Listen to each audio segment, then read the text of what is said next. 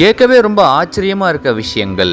நாம வச்சிருக்க கம்ப்யூட்டர்ஸ்ல லேப்டாப்ஸ்ல ஏதாச்சும் மேல் ஃபங்க்ஷன் ஆகிருச்சுன்னா நாம அதை பக்குன்னு சொல்றோம்ல. இந்த பக்குன்ற வார்த்தை எப்படி ஒரு கம்ப்யூட்டர்ஸ்க்கு மத்தியில உருவாச்சுன்னா 1947லலாம் எலக்ட்ரோ மெக்கானிக்கல் கம்ப்யூட்டர்ஸ் தான் யூஸ் பண்ணுவாங்க. நல்லா பெருசா இருக்கும். அண்ட் அப்படி இருக்க ஒரு கம்ப்யூட்டர்ஸ்ல ஏதோ ஒன்று மேல் ஃபங்க்ஷன் ஆகியிருக்கு.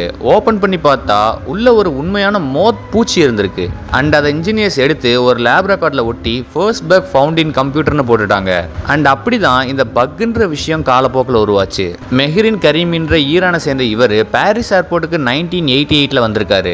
அண்ட் வந்தவர் அவரோட டாக்குமெண்ட்ஸை தொலைச்சிட்டேன்னு சொல்லியிருக்காரு.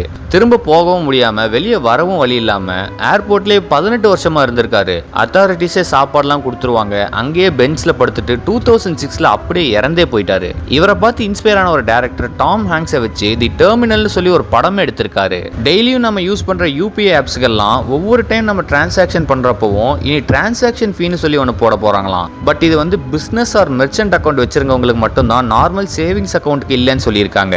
ஆனால் சப்போஸ் இப்போ நம்ம ஒரு கடைக்கு போகிறோம், போயிட்டு 2000 ருபீஸ்க்கு ஒரு பொருள் வாங்குறோம். அவனோட அந்த 50 ருபீஸ் டிரான்சாக்ஷன் ஃபீயை அவனா கட்டுவானா இல்லை நம்ம கிட்ட 2050 சேர்த்து வாங்குவாங்களா? அஃப்கோர்ஸ் நம்ம கிட்ட இருந்து தான் பிடிங்கி கொடுப்பாங்க. என்னையிலிருந்து இதெல்லாம் ஆரம்பிக்க போகுதுன்னு நினைக்காதீங்க, இன்னையிலிருந்து தான் ஆரம்பிச்சிருக்கு.